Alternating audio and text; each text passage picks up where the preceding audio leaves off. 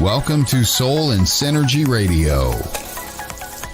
Soul and Synergy Radio is dedicated to exploring the mysteries of the universe and our place in it. Your hosts, Terry and Danny, are the owners of Soul and Synergy LLC, based in Eau Claire, Wisconsin. Each week, they will be delving into topics that are part of the metaphysical and paranormal world, along with spiritual practices that help us connect with our higher selves and tap into the energy of the cosmos. The show will feature interviews with members of the metaphysical and paranormal community, sharing their knowledge and insights with their listeners. Whether you're new to this world or an experienced seeker, Soul and Synergy has something for everyone. Now, your hosts, Terry Flick and Danny Loosemore.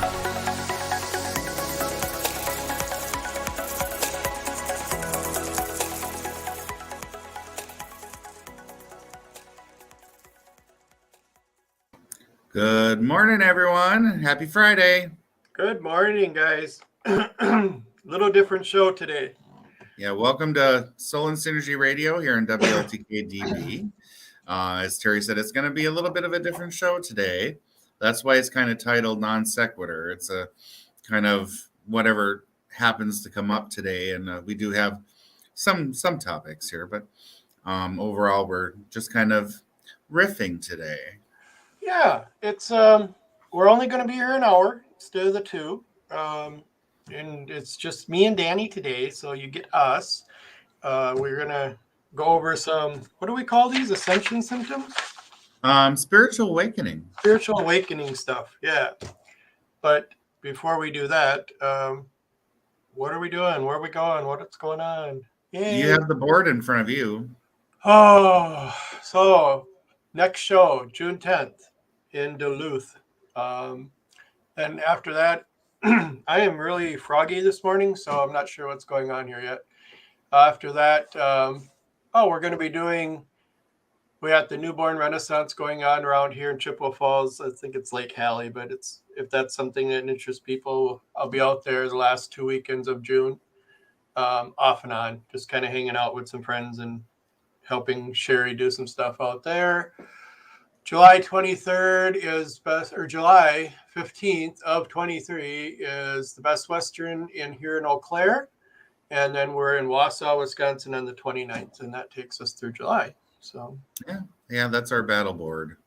Yeah, that's our battle board. That's where Terry tries to keep track of his life. So the other thing I want to talk about, and maybe I can get Todd to put this up. I'll put it in the private chat and have him move it over.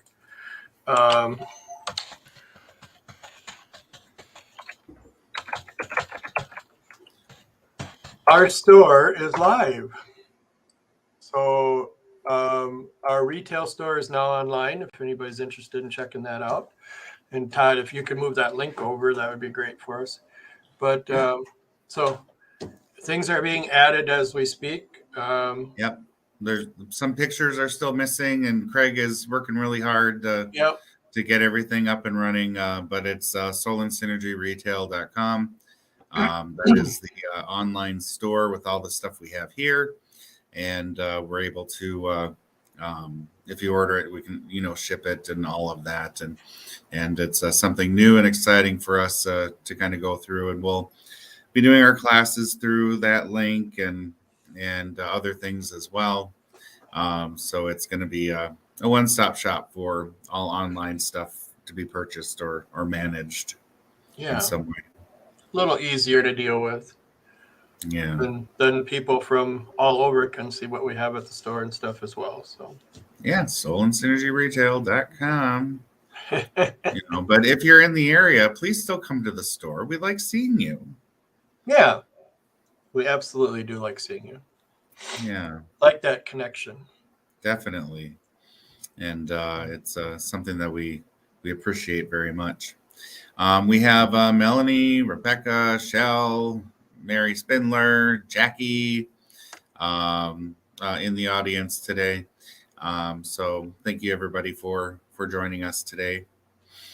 in the audience. And for those just joining, it's just going to be some discussion today on spiritual awakening for about an hour here, and how we've kind of managed through that process as well. So I got some of this information, of course, online, and kind of tried to corroborate it with other types of things. So it's the spiritual awakening process is different for everybody. But one of the first symptoms it says is you feel disconnected or detached. And I can remember feeling that way when all of this started, where, you know, there are people, places, things, I just kind of felt a little bit detached from what was going on around me. It didn't seem as important as it used to.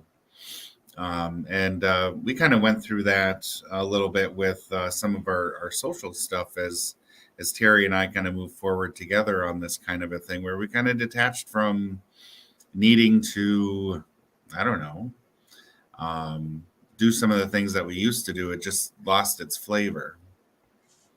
I agree. I think that, it talks about feeling overwhelmed and confusing and, things like that. And, it's kind of still true at sometimes. It feels like right now, my favorite saying is, and then it's done. Yeah. And I don't know if this really is, I feel like, and we were talking about this yesterday, I feel like I live just, okay, I got this done. I can't see the future almost. Like I live so much in the moment. And I really think it has a lot to do with feeling disconnected or detached from things that were changing, that were ascending, that things are leaving, things are coming, and I can't get, it's happening so fast sometimes that we can't get a grasp on it. Yeah. And I kind of liken it to feeling detached from who I was in the past. Yeah. And seeing my past more as, oh, it just happened, instead of being emotionally attached to it.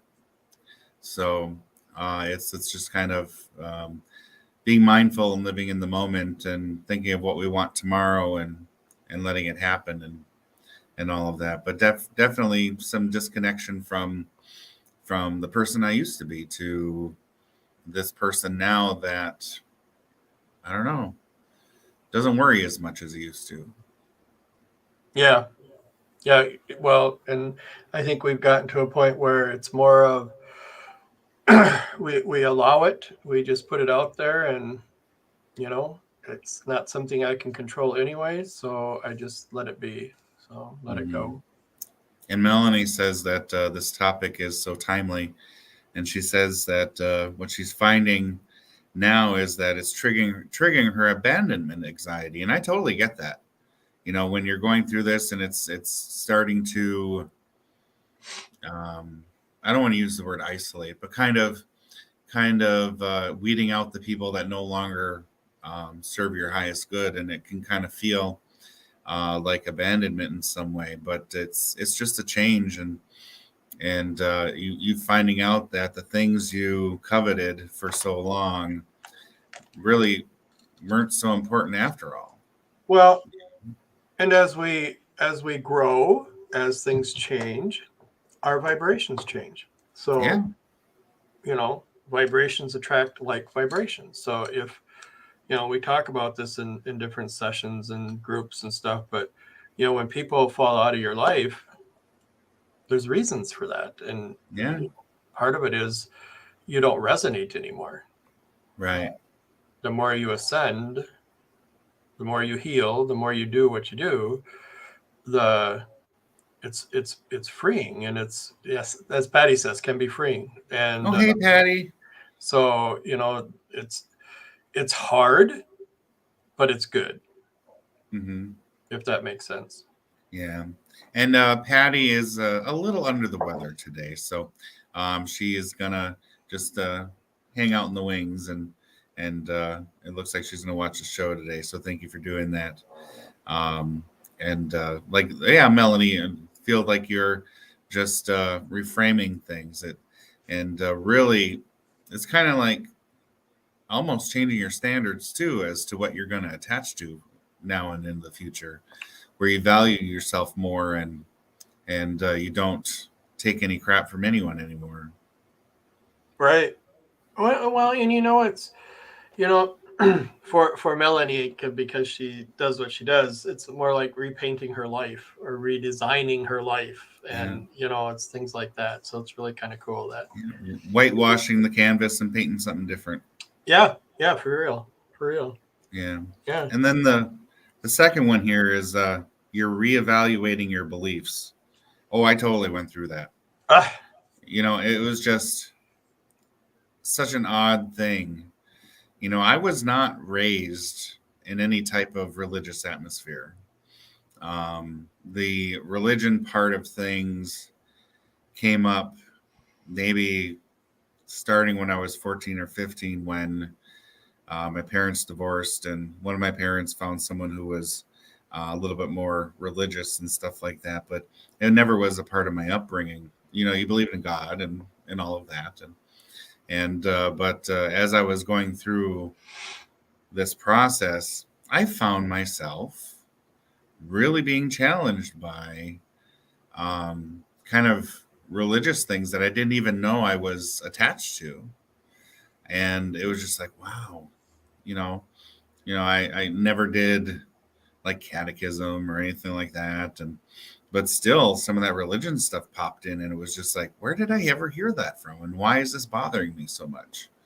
That took a couple of years of kind of working through and figuring out that, hey, everything's okay. But yeah, and the belief system bit is definitely something common, I think, because you're like, well, I don't want to offend God, or I don't want to, offend my parents and their beliefs and all of that. It just, but you get through it, and you're just at the end, you're going like, well, why did that bother me so much? Yeah. I think our belief systems, right now I know we have a good core of belief. We believe in the higher power, and things like that. But I think, we have, well, maybe I'll just use the word sub-beliefs that can change, it can, like your belief in humanity even, Yeah. It's not going to be the the way you think it's going to be anyways. And, when, life changes, humanity changes, everything changes. So core beliefs are one thing, but I think you have all those sub beliefs that you look for the best in everyone and so on and so forth. And then something happens and it kind of it makes you step back and change it and really take a look at things and go from there. So, Yeah, definitely. And like you said, believing in a higher power and all of that. But as I looked at and researched so many different things, it's like you get to enlightenment by realizing and finally believing that you are the creator, and you are that energy that can make things happen. And it's when you get to the point where you have the self-esteem and self-concept and all of that supports that belief system, that things really start to instantly manifest, because right. you are confident in yourself and confident in what you can do, and in your discernment of what you should or shouldn't do, and all that based on your own principles and not on anybody else's. Right. It's definitely something that I've racked my head around. On my way to Rice Lake yesterday, I was listening to this book, I Am God, and it is channelings, and I can't remember who wrote it or anything about it, but it's channelings of God. And, talks a lot about this stuff in there, but the higher powers and well, you just said something that triggered this, and now I can't remember what you said. That's too sad. Where But you are the creator. yeah, you are the creator, and we're all part of the higher power. And we look at creating as a thing where you got to have goals and you got to have this and you got to have that. And it's all got to line up. We do the vision boards and we do all this other stuff, but truly it's just putting it out there and working with it, not having this major And, show. and if you want to think of it in terms of like a sci-fi kind of thing, like Star Trek, where we're just energy signatures, we have no actual physical form or anything like that. We just perceive it that way with our senses and how it works. But we're all just energy signatures. We're all just individualized, I don't know, cells in a cell phone tower. It's just what we receive based on our energy signature. But well, when you say that, the image I get is the heat sinking gun, the heat sensor gun, or the heat imaging things that we use. Right. That's what we show up as, is just a signature. So Yeah, pretty much. Oh, and the next one is your dreams are more vivid. Oh my God, my dreams the last couple of years have been nothing but epic, like tales and battles and all that. And sometimes I'm involved, sometimes I'm just watching from the stands and seeing all this stuff happen. It's, the dreams have just been nuts. Yeah, for you, it's amazing. For me, now see, this is one thing I don't have is the vivid dreams. But when I do have a dream, it's usually like memorable and stuff, but they're few and far between. But, and somebody's now using his dreams to find things. So that worked out really well. So Terry misplaced a little coin purse with some cards in it and whatnot, and he's been looking for it for a few days now. And we were talking about it on the porch yesterday morning, and I said, I dreamt about that, and I totally remember dreaming about that and digging in something and finding that coin purse. And I told him in a briefcase or whatnot, and he found it in our bag with the computers that goes in. So I was like, wow, that's one for me, just kind of mark it up on the wall. That was definitely a win. Yeah, definitely was. But so it's just interesting how dreams kind of work. Dreams really are just, well, they say anyway, because what is the truth anymore? Its truth is just someone's opinion that's been believed over and over again. But the truth behind dreams, maybe, it's they say it's where your subconscious works out what happened to you during the day and reconciles things and gets rid of information that you don't need and keeps the information in long-term memory that you do need. And it's kind of your, I don't know, kind of your filter at the end of the day, where it decides what it keeps and what it doesn't keep.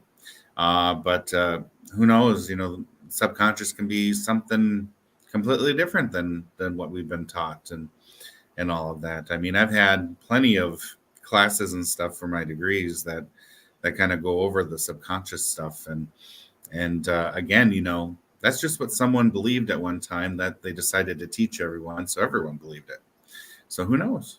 It's just, I agree. Subconscious stuff is interesting. It talks about,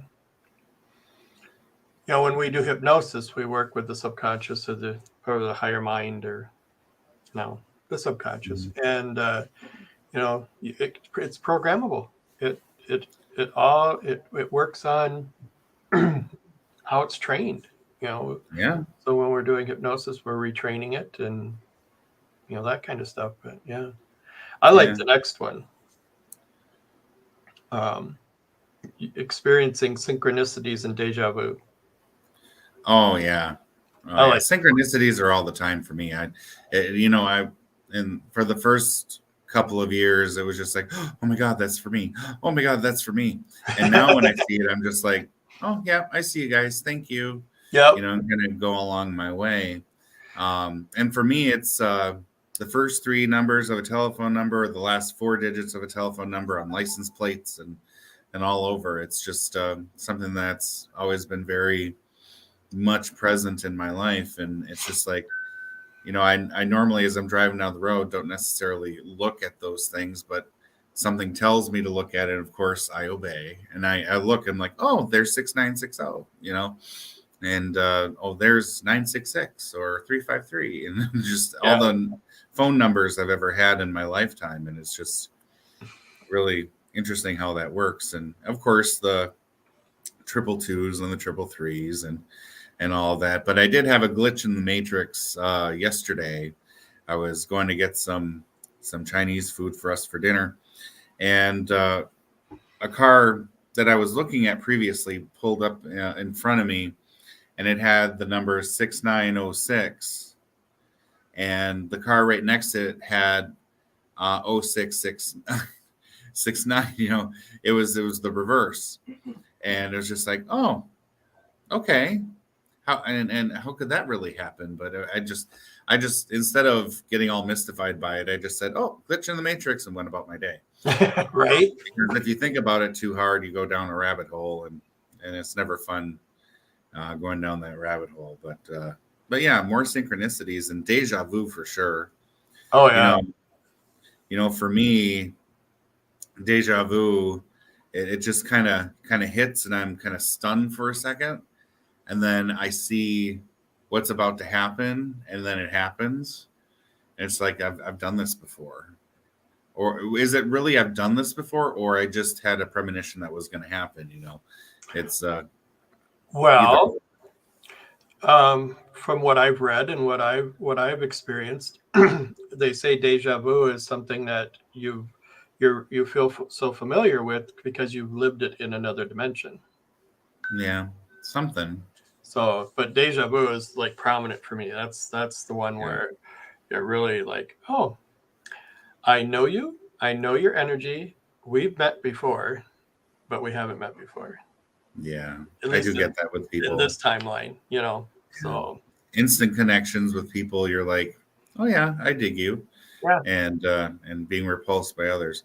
But deja vu, in a medical sense, since that's part of my world too, they say is just a little temporal seizure that happens where you think it's going to happen, and it happens, and it's just a seizure activity in your brain, a little mini seizure. So if that's the case, I'm having little mini seizures all the time. Yeah, and we kind of do, but that's just kind of what they attribute the deja vu feeling to, is having a mini seizure. But yeah, who knows? And my numbers are like always about on the time, always the clock, like 111 and 222 and 330. Yeah, that's where I see my synchronicities more than anywhere else. Mm-hmm.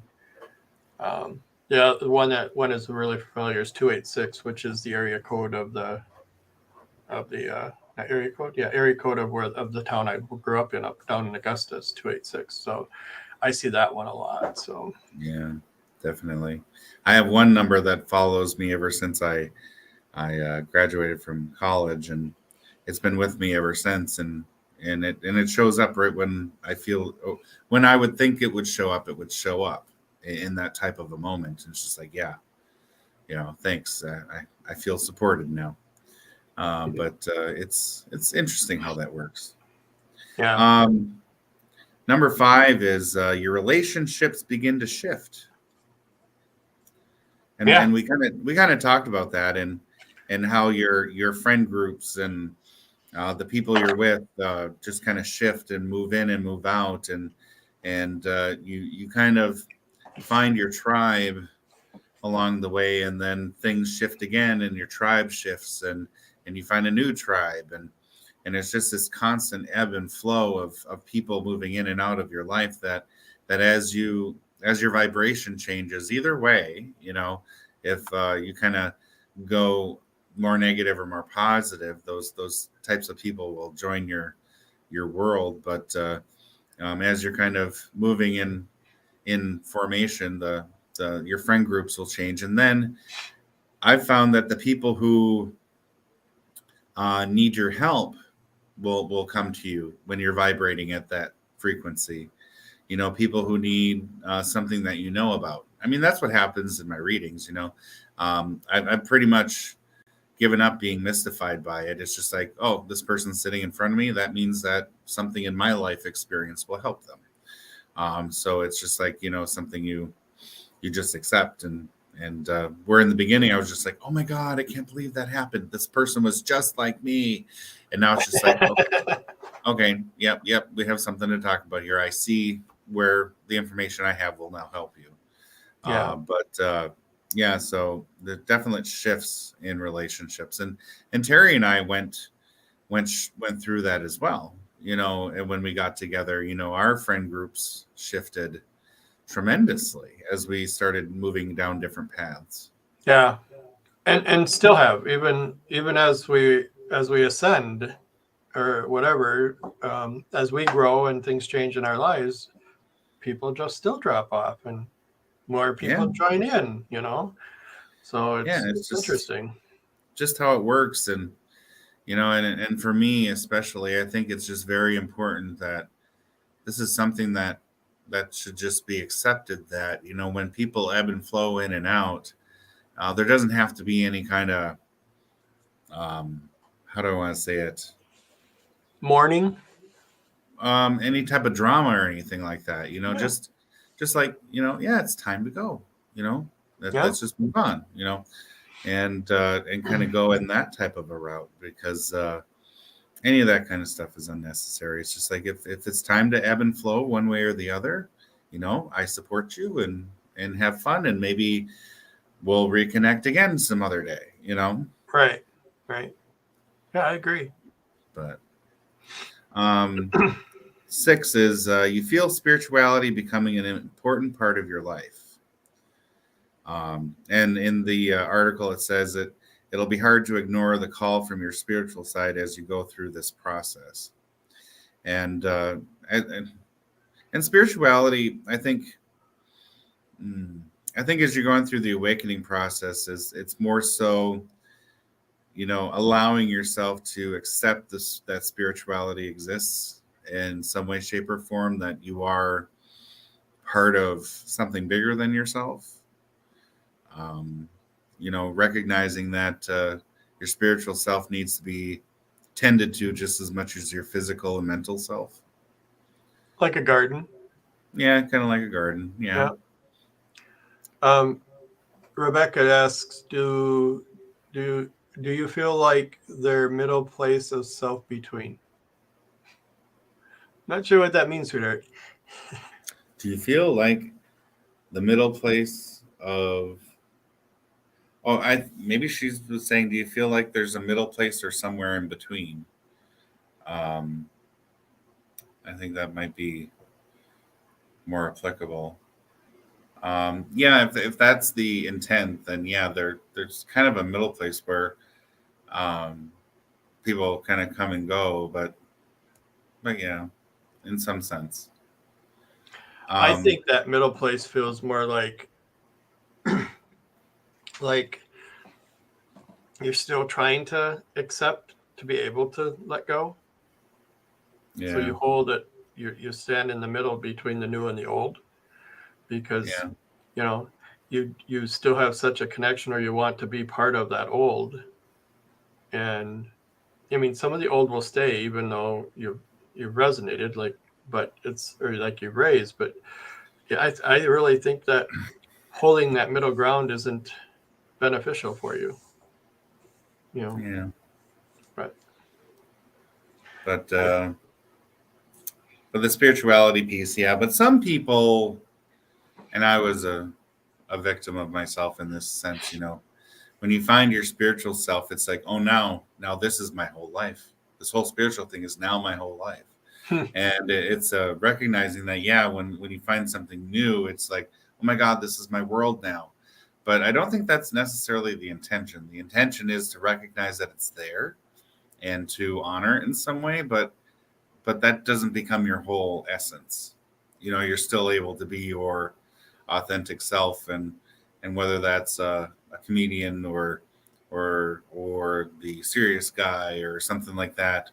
But just recognizing that spirituality is there, you don't have to uber focus on it and kind of make it your whole world. It's just it's there, and you know that you have gifts to manifest things. It's just you don't have to OCD it. Yeah, and I think it is part of our life. We do things all the time, every day, without even realizing what we're doing sometimes. And I'll step back and go, oh, okay.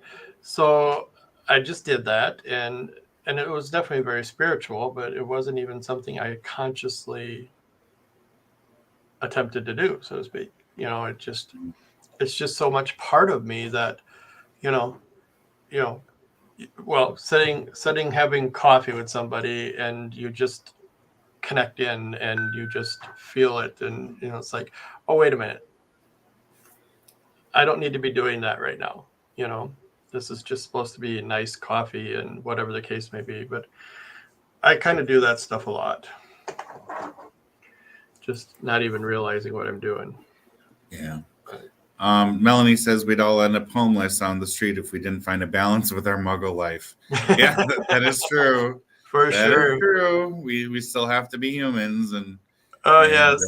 Do the things we need to do. But whenever I get to the point where I can zap something into existence and wiggle my nose like Bewitched, then I'm all in. But until then, it's like, yes, we have to kind of do the things we need to do. Well, we're at the bottom of the hour. We should take a short break, break here, and then we'll be right back.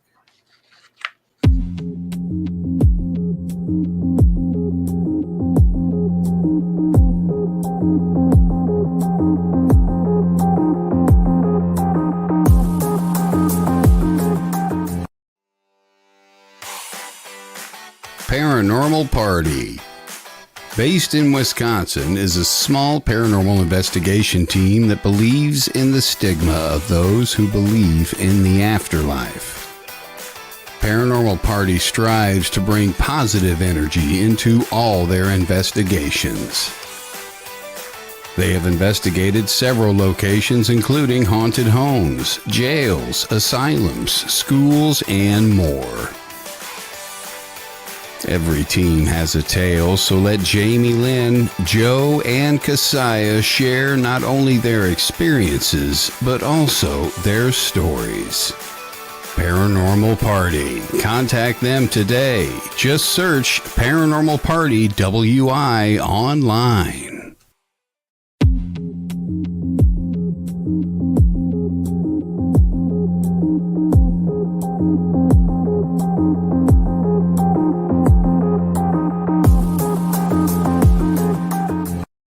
Hello, everyone, and welcome back to Soul and Synergy Radio here on WLTK-DB Talk Radio.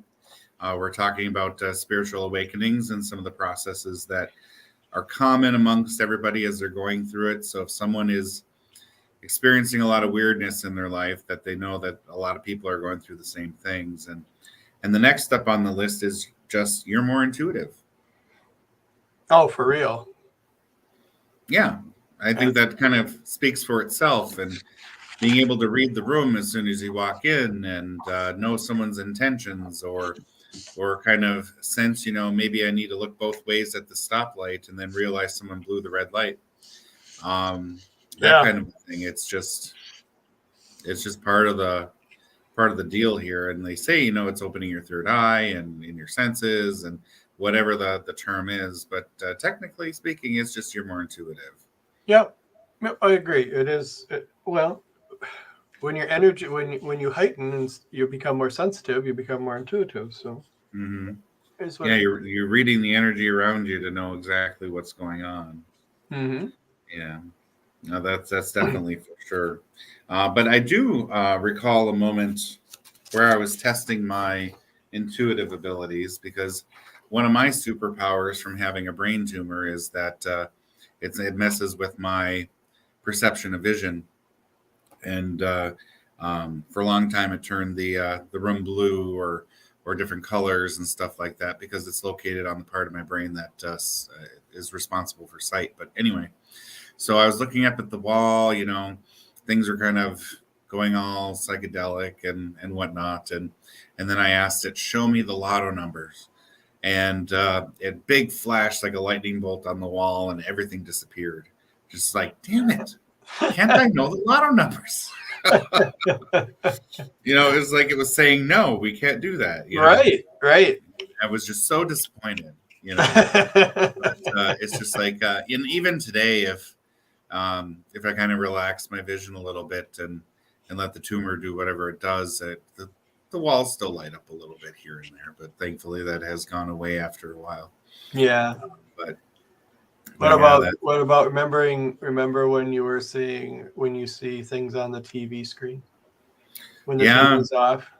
Yeah, when the TV's off and I'll be sitting in the living room with the TV off, then all of a sudden I look up and there's pictures on the TV, and just like if the TV was on and people doing different things. I would see Steamboat Mickey on the the black and white cartoon of him going on the boat down the river and stuff like that, and a lot of brain junk, coming through cartoons and whatnot.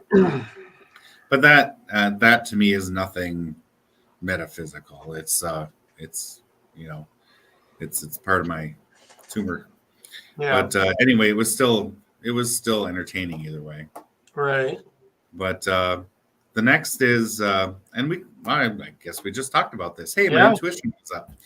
You can sense inauthenticity and manipulation. Yeah. And that is very true. Went right through this one. So. And my problem is when I sense those things, I think, nah, there's good in the world, or no, that can't be what's happening, bleeding hearts, that kind of a thing. And it's just like, I want to see you succeed or be, whatever. And then at the end of the day, you should have trusted your intuition. It's like, damn, I can't catch a break here. And those are lessons hard to learn. Those are hard lessons to learn in that, you want to believe that everybody has, and I hate the term love and light, but everybody has, good intentions and whatnot, and that they're hanging out with you for the right reasons and whatnot. And you get comfortable and feel safe. And then you're ignoring your intuition saying, you better watch out now. And you're kind of ignoring it because you believe and have faith in the goodness in the world, and then you get screwed. And so it part of the lesson here is realizing that, I got to get out of Wonderland and kind of see people for who they are. Yeah. That was my realization with number 8 here. And then kind of acting on it in the moment when you feel inauthenticity and manipulation, and don't get caught up in it. Yeah, we could go on for like probably 8 hours on all these, but because what do you do when you realize it? Mm-hmm. You have to trust your intuition. You really, you have to trust what you get, and you have to act on those feelings. Maybe I'll get to the point where you meet someone or whatever, and they're talking, and then you get this feeling like you're being manipulated, and then you just kind of do the whole hand up. Sorry, I'm feeling like you're not a good person. Get out of my life. It's just like, could I ever be that bold? I don't know. I call it, the BS card. It's like, I know you're telling me BS now, and I'll walk ready to tell me something authentic. Then you can come back. Yep, and you just sit there, and because this is who we are, we just sit there and we listen and we let them go through their thing, and we give them hugs and we say goodbye, and we say goodbye. Yeah. It's because we're not confrontal people. So yeah, I don't like confrontation, but maybe my lesson is I need to be comfortable with it. Maybe. This next one, number 9, you realize everyone is on their own path. That's a big one. Yeah. This is the hardest part for parents. Because as much as you want to be the director of your children's life, you need to be the guide of their life, because they're all on their own path. This was in my sessions yesterday up in Rice Lake. I had 3 sessions yesterday, and 2 of the 3, this was the key right here. working with their talking about their children and all the stuff. And, it's like helping them to realize that they have amazing children. They just have children that are on their own journey, and it's not yours. And your job is to guide them through it to make sure they're safe and all the stuff until they can be doing their own thing. So, Right. Okay, Totally. that's fine. Yeah, and for me, it's like, I have what do they call that? I forget what the term is, but someone comes to you and I'm like, I can save you, I can help you, and whatnot, and for as much as you help them, they still stay on the same path. And it's like, I put in a bunch of effort for someone who needs to be on this path so that they can learn something about their lives. I just kind of put the pause button on it for a while, but eventually they're going to have to do it anyway. But it's kind of like, it's like one of those, it's a psychological thing where you don't have anybody when you were young that was there to help you or save you or protect you and all that. So as an adult, you're overly protective of people and all that because you don't want anybody to go through what you did. And part of that, the downside of that is that you prevent people from going on their journey and their path. Yeah. Well, and the other part of it is it's not your job. Right. It's as a parent, it's your job to make sure your children are safe and make sure they're getting what they need to survive and that kind of stuff. But, when you instill things so severe with consequences into your children's life, what does that do for them? Yeah. So, but yeah. Okay. I'm done with that. Yeah. Well, I will say, like, as long as we're on that thought pattern there, when I was growing up, my mom had just gone through early childhood development because she was a Head Start teacher. So she got her degree in early childhood development. So who got to be the guinea pig for all the stuff she learned? That would be me. And as I was growing up, if there was something that I wanted to do, and she wasn't too keen on it, she would say, "Now, Danny, you have a choice. You can either do this and this will happen, or you will do that and that will happen. It's your choice." So, of course, you pick the choice that you didn't end up in trouble. So it's just like you find that you use that same logic in your adult life too. Well, if I choose that, that'll happen. Yeah, you kind of do. Things. That'll be one of my mom's things that I will always remember is she'd always give me a choice, or that one of the most annoying things was, "I'll let you do this for me. Danny, I'll let you take the garbage out for me. I'll let you straighten the living room for me." Just like, I never offered to do any of those things, Mom. It's just kind of a funny thing. It is. But the next one is you want to be of service. And it's where you're going to realize that you get the ability to help people and to help them along their way. And in the article here, it says it's important to you that you have a cause you can get behind to make your life feel purposeful. And I see, and I talked about this recently where, humans or whatever, they feel like they have a reason to live when they have a purpose. Mm-hmm. So whether that's constantly fighting things, or whether that's helping people out so that they can experience the same type of bliss you are, or whatever. If you're left stagnant without a purpose, it's like you give up. So it's realizing that you want to be a service to people because that'll be your purpose. Yeah, I agree. And people always say, "Well, I don't know what my purpose is," and it's like, we work through those things and try to, work with them and help them find their purpose. But purposes can change. Yeah, and part of it is your purpose at that time might be to find your purpose. Yeah. Might be to sample all the things on the buffet and then figure out which one you like the most. Right. And when you're stuck in that period of I don't know what to do with myself, that's your discovery period to test everything out until you find something you like. And then when you get bored of that one, start testing other things out. You're not necessarily stuck with one thing all your life. It's that would be kind of boring. Yeah, and keeping the bits and pieces of the things that make sense. Yeah. Yeah. So. That's kind of why I like at least my approach. Of course, I like my approach because it's me.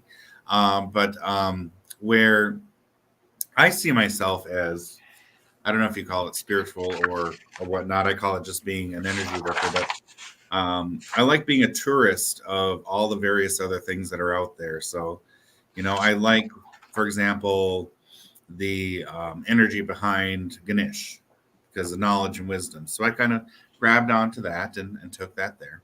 And then I like Astera too. And that's a pagan thing. So I grabbed onto that and because I kind of espouse that. And then the Green Man, I like that. So I pulled that into my world, and not being tied to any one religion or one practice or one anything, because then you get stifled by all the rules and all the crap that you have to do in order to have upkeep of that commitment. Where if you're just a tourist of things, you get the best of everything and none of the bad stuff. So it really has worked out well for me. Well, it kind of, when you say it that way, it's really nice. I kind of do the same thing, Yeah, you do. I mean, I don't really. If you're going to make me be deliberate and have to do the same things to be part of, I'm not going to do it. No. Then we're talking about religion again. And right. It's not what we're going to do. No. So, I mean, even in, a lot of our pagan friends do Reiki and do work with angels and do the things that we do. And I think that's the way it is. It's like you grabbed your somewhat core belief is paganism, but you grab the rest to go with it to make it all better. Mm-hmm. I don't know a lot of them that really are so insistent on sticking with the one thing called religion type of thing. No. Nope. I will always just look at things and go, oh, that's cool. Oh, I'll kind of, bring that into my world, put it on my mantle, and enjoy that it's there. And it's just so freeing not to have to prescribe to any one thing. Yeah. Yep, for sure. Yeah. The next one is your teachers will find you. During your awakening, your spiritual teachers may appear everywhere with perfect timing to help you. And for myself, perfect timing was Terry in my path, even though at the time he had no idea.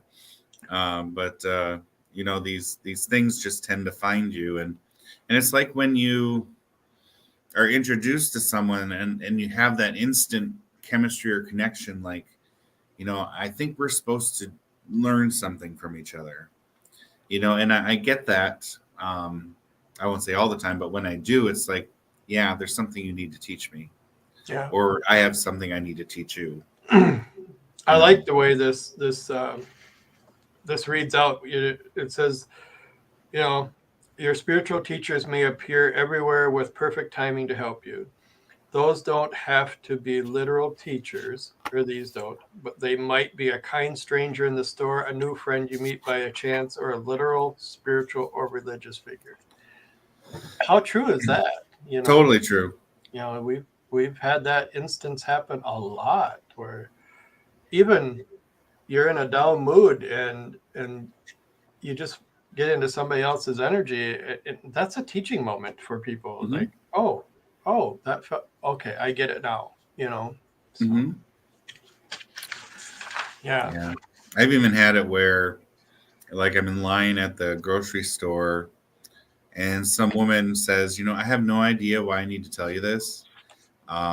or why I'm saying this rather. I have no idea why I'm saying this, and then they say something, Yeah. and it's like, okay, thank you.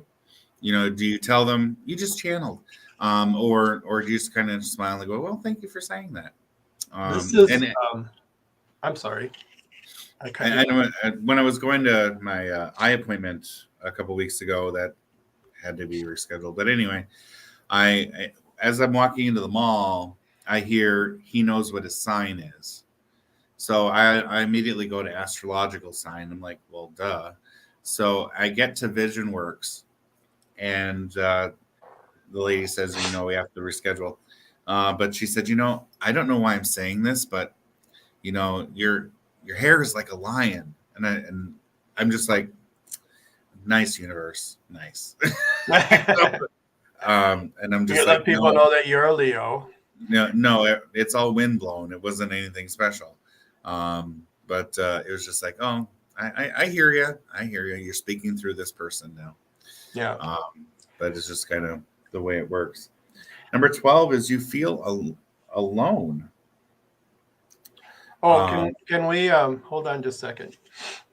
So remember, you talk about your teachers and stuff, and it can be in just about anywhere, right? But this story that when we were in Baraboo last year, and we had sold something at the store, and I went to she gave me change, and I went to put the nickel in the change box, and I couldn't. I couldn't drop the nickel in the change box, and I couldn't figure out why at first, and then I kept feeling like I just have to give her this nickel back, and I couldn't figure out what it was, of course, because here's trusting your intuition. You just do what you feel you need to do, right? And so I found her, and I gave her nickel back, and she said, I've been having so many doubts and so many things going on in my life. And I said to Spirit this morning, if this is the path I'm supposed to be on, somebody needs to give me a nickel today. Mm-hmm. That's a teaching moment right there. That's a teaching, and trust your intuition, trust in Spirit. Mm-hmm. So they come in all different directions. So, and it was a kind of a teaching moment for myself as well. Trust my intuition. Still makes you choke up. It does. Oh yeah, those kind of things are like, those are the ones I hold. They go in my little coin purse. Yeah. Yeah. I put those things right here whenever that happens in my inventory of good things. Okay. So we're going to move on and skip ahead a little bit to number 18 because we're running out of time. Your outlook on the world feels different. It says, again, spiritual awakenings aren't easy, and the alienation and ego-shattering realizations that occur can make anyone feel like they are living in a new reality. And that's true. It's true to a big extent, is you kind of see the world differently, and how people interact with each other, how the news looks. I don't even watch the news anymore. We just leave the TV off. Yeah, for the most part. Unless we're watching that.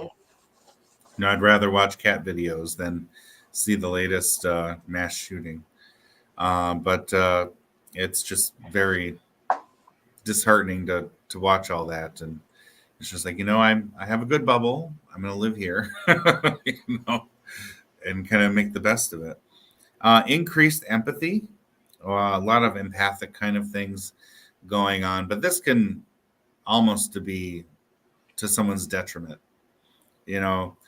Overly empathic can really cause someone to kind of shut themselves in because they don't want to deal with everyone's crap. But definitely increased empathy. One of the things that I learned in my psychology class was that it's okay it's healthier to have compassion for someone and what they're going through, instead of living it with them or in an empathic way.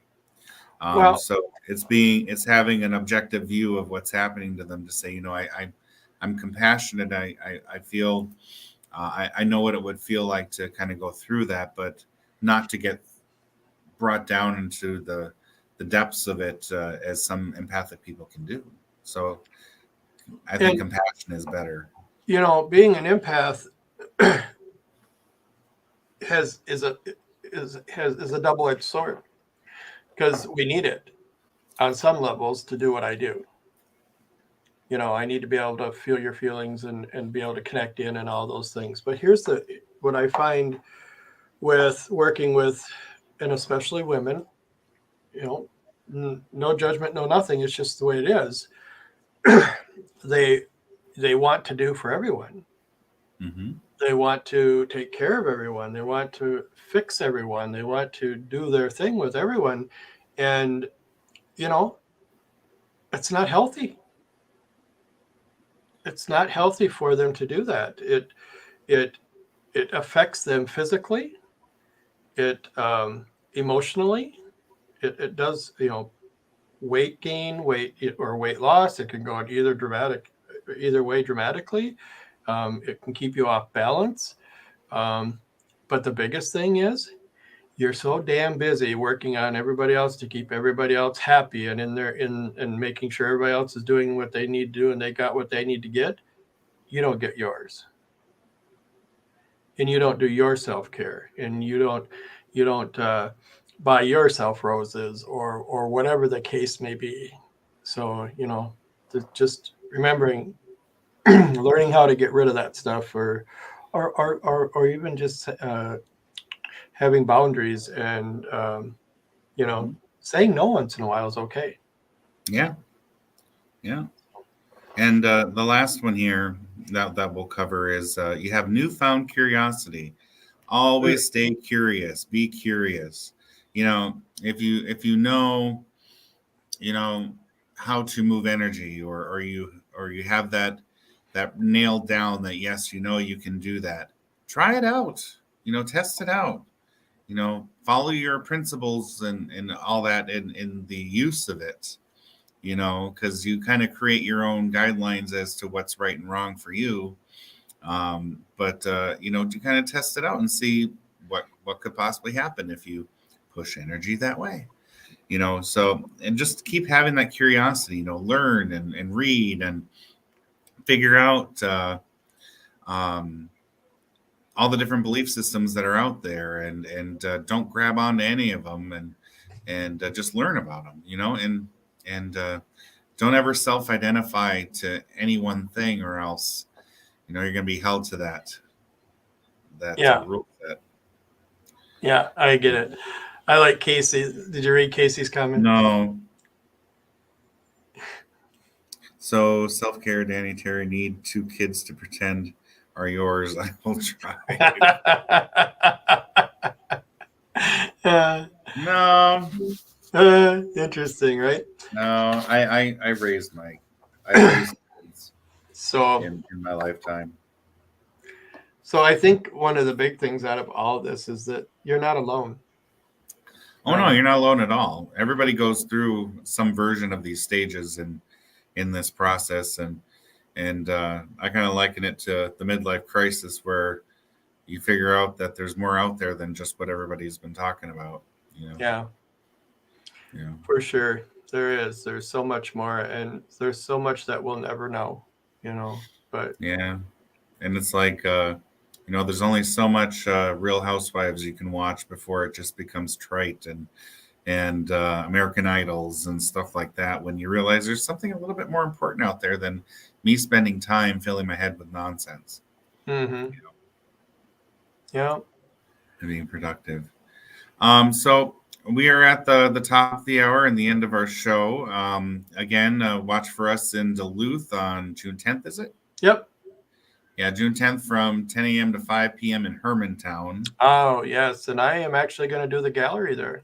And Terry will be doing the psychic gallery that day. So that will be definitely a very awesome event. We have a lot of great movement on it on Facebook, a lot of great comments and people going and all of that. So it's bound to be just as successful as the others, and it's just amazing. And kind of a lot of gratitude for all of the turnout that we get at these things. Yeah, exactly. Yep. And, you know, it was great seeing Casey there at La Crosse, and I wish Lee's not on with us today, but I wish I would have met Lee. She said every time she came around, we were just busy. So, but yeah. but yeah. we'll catch up. Yeah, We'll and catch up. we do appreciate seeing you guys and having listening to us and all the stuff. So, all right, everyone. Thank you for joining us for this episode. We'll be back next Friday, and keep an eye out for that. So, take care, everyone. All right, have a great and safe Memorial Day weekend, everyone. Yeah. Bye-bye. Bye. The truth is here and now on WLTK-DB Talk Radio at WLTK-DB.com.